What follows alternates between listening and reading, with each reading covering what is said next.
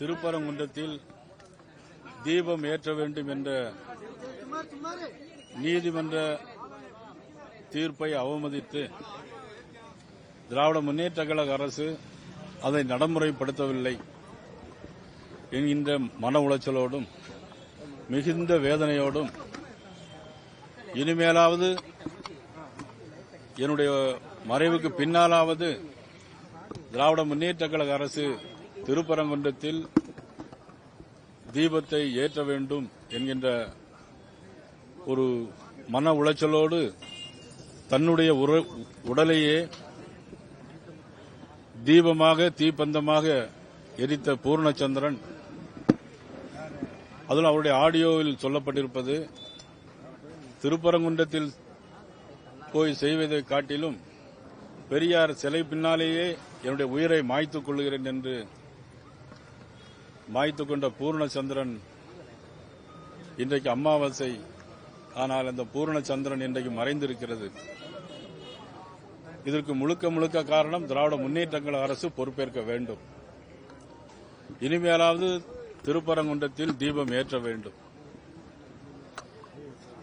அதன் பிறகு பூர்ணச்சந்திரனுடைய மனைவிக்கு ஒரு அரசு வேலைவாய்ப்பும் 1 கோடி ரூபாயும் தமிழக அரசு வழங்க வேண்டும் என்று அனைத்து மக்களின் சார்பாக, இதில் அரசியல் பாகுபாடு இன்றி, இதில் அரசியல் காட்டாமல் மாண்பு முதலமைச்சர் அவர்கள் 1 கோடி ரூபாய் வழங்க வேண்டும், அவருடைய மனைவிக்கு ஒரு அரசு வேலைவாய்ப்பும் கொடுக்க வேண்டும் என்று நான் இந்த நேரத்திலே கேட்டுக்கொள்கிறேன்.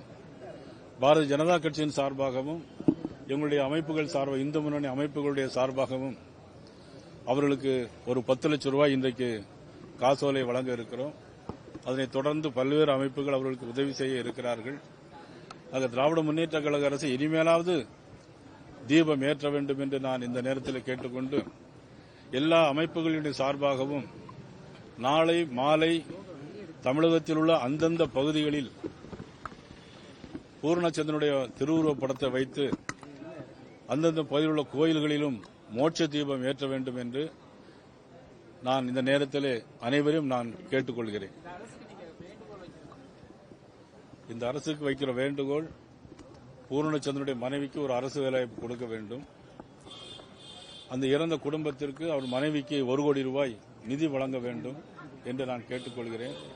ஏன்னா கள்ளச்சாராயம் குடித்து இறந்தாலே 10 லட்சம் ரூபாய் கொடுக்கிற நம்முடைய அரசு, நான் அதை குறை சொல்லவில்லை, இதை செய்ய வேண்டும். 1 கோடி ரூபாய் பூர்ணச்சந்திரன் மனைவிக்கு கொடுக்க வேண்டும் என்று நான் இந்த நேரத்திலே எங்களுடைய வேண்டுகோளாக நாங்கள் வைக்கிறோம். இளைஞர்களுக்கு இல்ல, எல்லாம் சேர்ந்த அமைப்பு. இளைஞர்களுக்கு நான் வைக்கிற வேண்டுகோள், நமது மாநிலத்தில் பல்வேறு பிரச்சனைகள் வரலாம். குடும்ப பிரச்சனையாக இருக்கலாம், அல்லது பொது பிரச்சனையாக இருக்கலாம், அல்லது மதம் சார்ந்த பிரச்சனையாக கூட இருக்கலாம். ஆனால் உயிரை மாய்த்துக் கொள்வது என்பது அது ஒரு தவறான ஒரு முன்னுதாரணம். இனிமேல் யாரும் இந்த மாதிரி செயலில் ஈடுபடக்கூடாது. இளைஞர்கள் எதனால் எதிர்த்து போராட வேண்டும். நீதிமன்றத்தில் தொடர்ந்து தங்களுடைய வாதத்தை பதிவிட்டு நீதியை வெல்ல வேண்டுமே தவிர உயிரை மாய்த்துக் கொள்வது என்பது அது ஒரு நல்ல செயலாக, நல்ல முன்னுதாரணமாக நிச்சயமாக இருக்காது.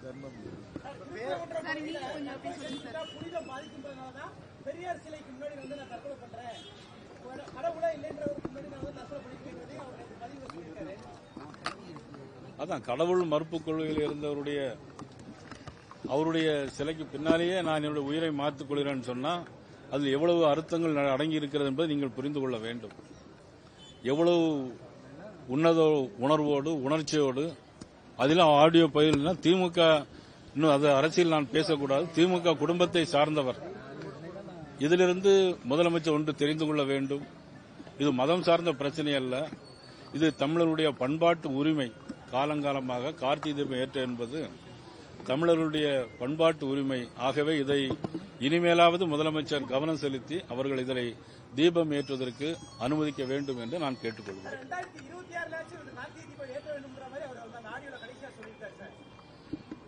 அவருடைய ஆத்மா சாந்தியடைய இறைவனை வேண்டுகிறேன். அவருடைய ஆத்மா நிச்சயமாக அதற்கான வேலையில் 2026 இன்றைக்கு நான் அரசியல் பேசக்கூடாது, 2026 நிச்சயமாக அது நடந்தே தீரும். பேரணியில் எடுத்துட்டு நாங்க அவங்களுடைய இதுக்கு போறோம். இனிமேல் எதுவும் கேட்க வேண்டாம். நீங்களும் கொஞ்சம் கோஆபரேட் பண்ணுங்க. டைம் ஆயிடுச்சு.